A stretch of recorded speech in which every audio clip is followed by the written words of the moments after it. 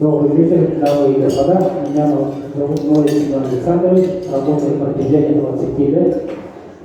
Начал с Бендерхана, Иннокентия Шарбакова, и потом начал изучать разные кухни. Я остановился все равно на своей работе. Хочу представить сегодня салават. Это традиционное блюдо.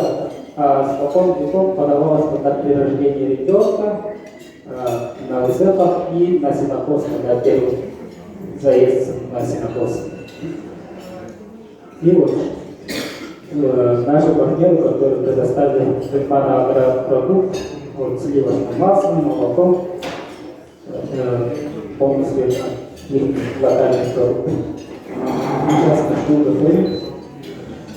Пока Семен готовится, давайте вот буду интерактивно спрашивать. Вообще есть тут люди, которые ни разу не ели это блюдо саламат? Можете руки поднять? О, у вас сегодня уникальная возможность, это же вообще прекрасно. Самое вкусное и самое, наверное, любимое мое блюдо – это блюдо саламат. Уже 5 лет я организовывала совместно с окружной администрацией ежегодно на нашем национальном празднике ИСФ конкурс саламата. И вы не поверите, сколько разновидностей, очень много саламатов на самом деле готовит наш народ Саха. И действительно, саламат является самым таким традиционным, культурным нашим блюдом, когда рождаются дети, когда свадьба в семье, когда новоселье, когда какие-то праздники, да, когда наш национальный праздник всегда готовится саламат. И технологии приготовления на самом деле очень разные. И продукты, которые используются, тоже кто-то готовит на сливках, кто-то готовит на масле. И все зависит, конечно, от рецепта, который задумала хозяйка, как приготовить. И это благословенное блюдо. Сегодня мы видели, как при Алписе тоже используют. Мы смотрим духовно именно этим божественным, можно сказать, продуктом саламат. Это культура нашего народа Саха. И вообще, когда мы говорим, да, проект «Вкусной кухни» и в целом мы говорим про гастрономию нашей Якутии, мы всегда говорим о нашей культуре. Потому что культура питания Якутии, она сохранилась, и мы ее до сих пор развиваем, сохраняем, показываем, учим наших детей, наших студентов. И, наверное, каждый знает, что саламат – это действительно праздничное, традиционное блюдо. В истории нашей, да, вот взять Мария Николаевна Гарушева с авторами и каких-то Тимофеевич Шарбаков очень много посвятили своих трудов именно сохранению, написанию рецептов. И если у вас такая возможность, обязательно прочитайте про наши национальные блюда, какие виды саламатов есть. И сейчас на Белки, там много, да, кухню можно уже купить в каждом магазине. Ну что, давайте передадим слово шефу рассказывать. Для приготовления саламата необходимо растворить масло до кипения и на нем пожарить муку и молоко тоже довести до кипения, когда anaerobная масса отцветается и будет саламат. И быстро дойдет. В данном случае использованы ингредиенты акционерного общества агрохолдинга «Туймана». И благо сейчас всякие ярмарки идут, да, натуральные наши все масло на крестьянской рынке можно сейчас купить. И в этом году уникальность в том, что 10 дней, да, у нас эта ярмарка идет, можно любой свежий продукт купить. Так что, кто еще не ходил на ярмарку, у вас есть возможность. По данным хлебозавода Якутского, в том числе горного завода, у нас в городе Якутске числится более 1300 продовольственных магазинов. 500 из них имеют вывеску «Местный продукт».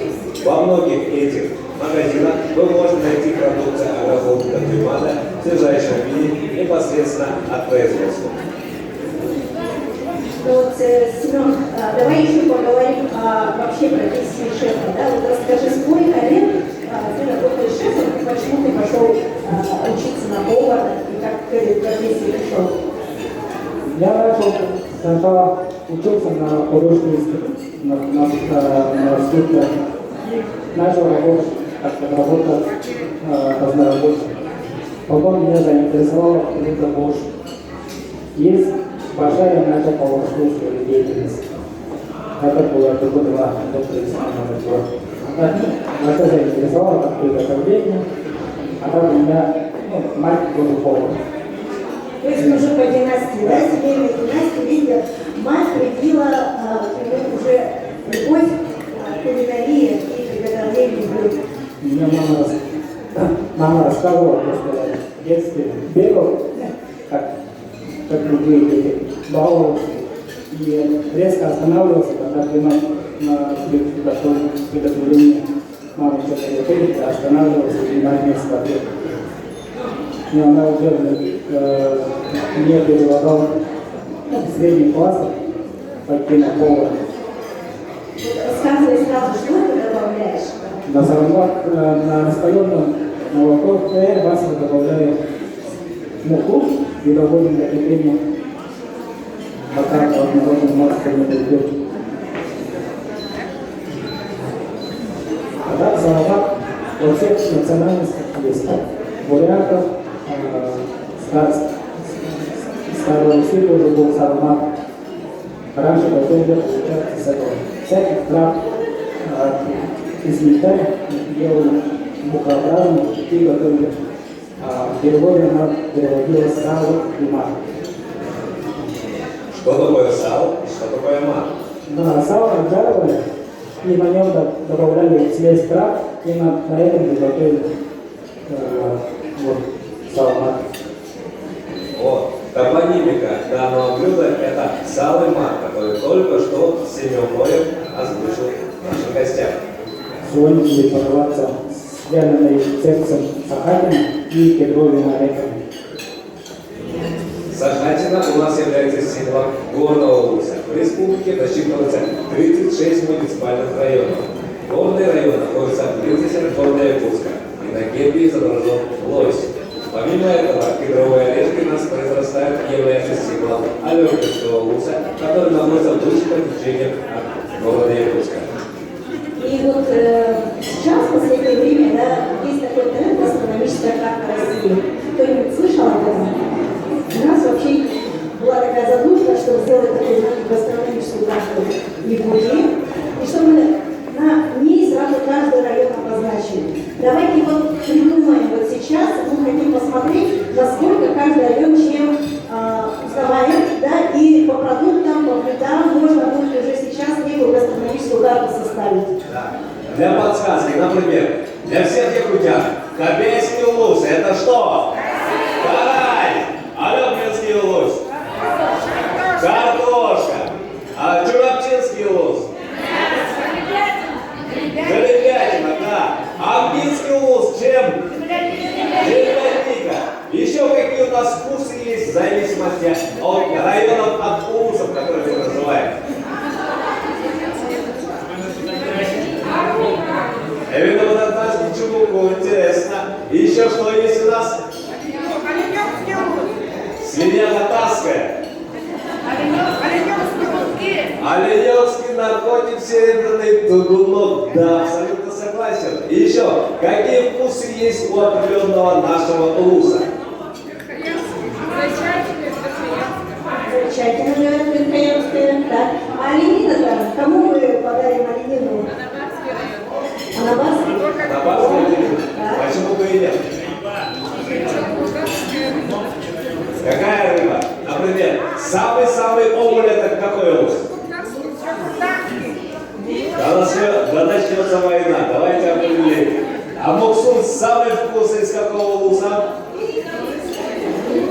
Вот над этим надо задуматься. Это называется территориальный маркетинг. То есть каждая территория имеет основные определенные моменты, в которых можно людей ассоциировать, и у людей побуждается потребность это приобрести, попробовать или ощутить.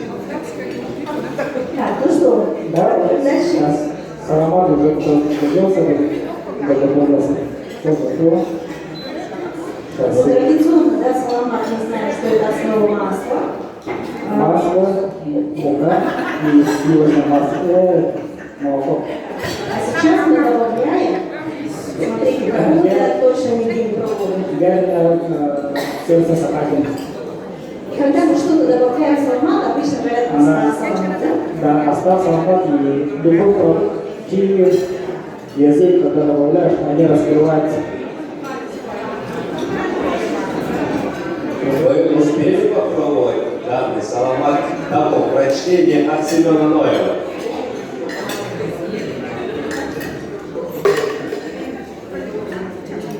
Сейчас могу вылезти.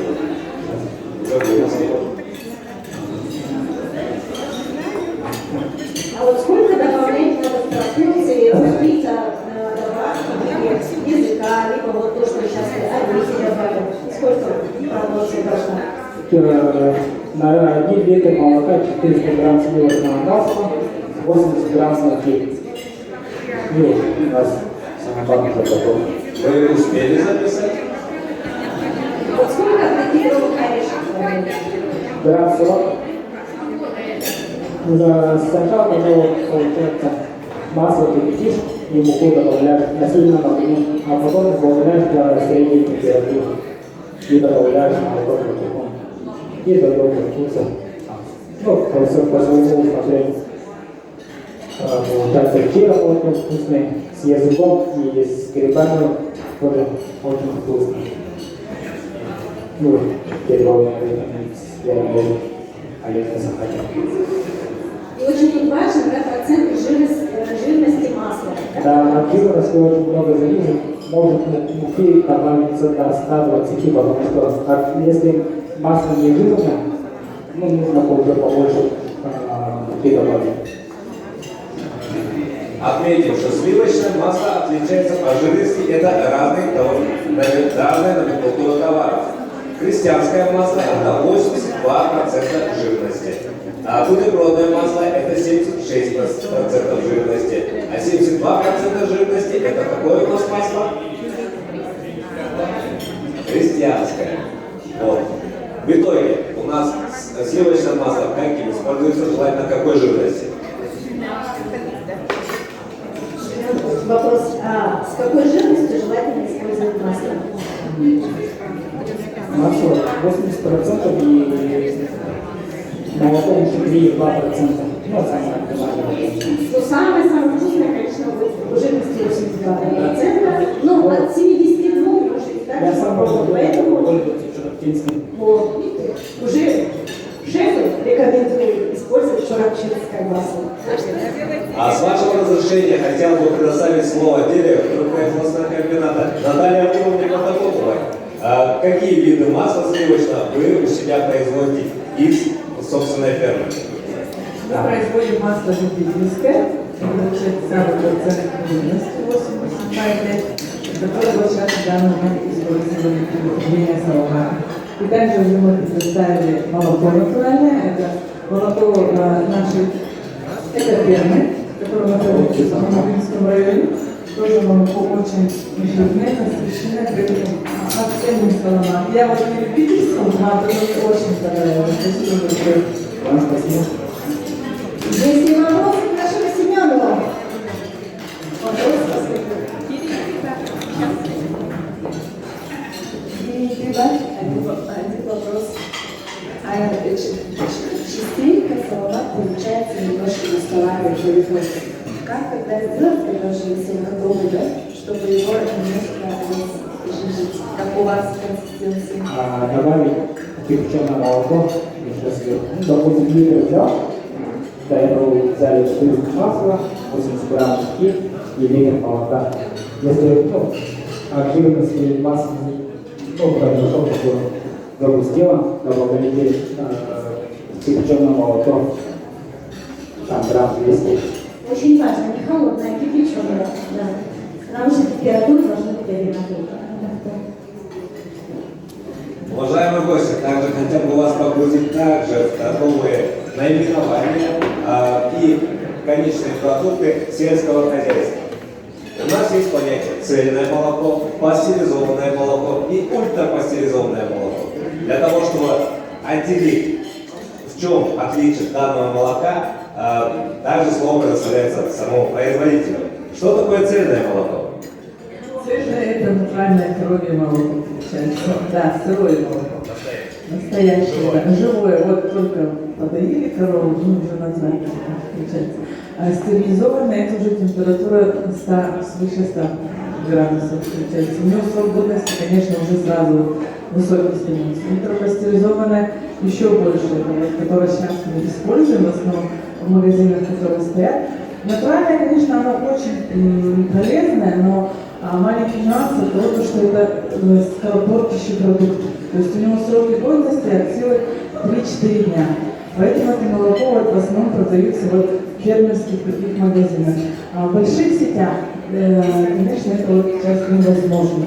Но мы к этому стремимся, чтобы молоко было натуральное и настоящее, чтобы сроки были такие долгие, но чтобы были во всех прилавках. Получается, сейчас на данный момент вопрос агрохолдинга решаем.